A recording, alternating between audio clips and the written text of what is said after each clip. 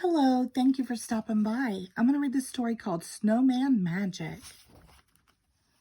It had been snowing all day. Snowing, snowing, snowing. George was bored.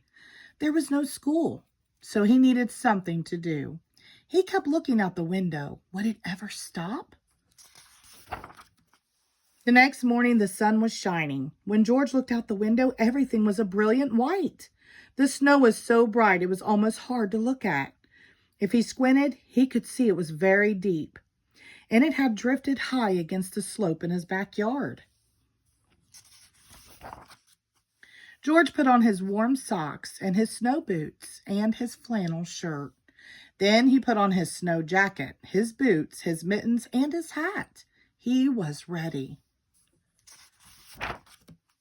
Outside, the air smelled clean and cold. George plunged into the snow. It was fluffy, but crunchy too. He made a snowball and threw it against a tree. It was very, very quiet.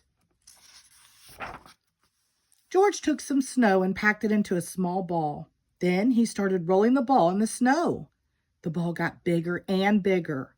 When the ball got too heavy to roll, he stopped rolling it near the bottom of the slope. Then he started rolling a medium-sized ball. He put it on top of the big ball. Finally, he made a small ball for the top. George went inside the house and found a scarf in the closet and a carrot in the refrigerator. In the old days, his mother told him people used to take pieces of coal and use them to make eyes. But there wasn't any coal in George's house. So he found 2 buttons and brought them outside with the scarf and the carrot. He carefully pushed the buttons into the small ball near the top. He stuck the carrot in the center. He found a few small twigs and used them to make a mouth. He wrapped the scarf between the top ball and the middle ball. And he found 2 branches to stick into the sides of the middle ball. It was a perfect snowman. George turned his head. He thought he saw the snowman smiling at him. Could it be?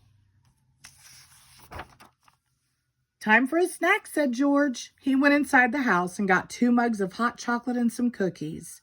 He put them on the snow table. "Would you like something to eat?" George asked. "I can't drink hot chocolate," the snowman said, "but a cookie would be nice." It was magic.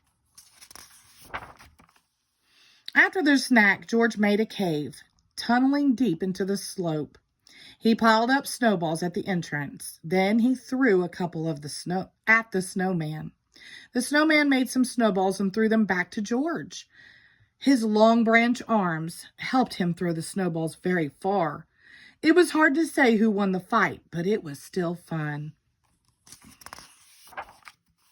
The snowman chased George around the yard, and then George chased the snowman. The snowman couldn't move that fast, so it was easy for George to sneak up on him.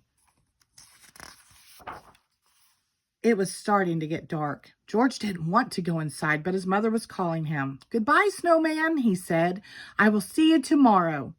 George thought he heard the snowman say goodnight. The next day it was warmer. The sun was even brighter, and the snowman was shrinking. George played with him all day, but he could tell that the snowman didn't have quite the same energy.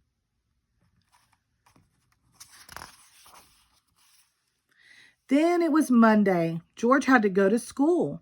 It was another bright, warm day. When he came home, the snowman was almost gone. The scarf and the carrot and the buttons had slid down. He could hardly recognize his snowman. The cave had collapsed too, and the snow table had melted. The next morning, George looked out the window. It was snowing, snowing, snowing. He couldn't wait to build his snowman again. The end. Thank you.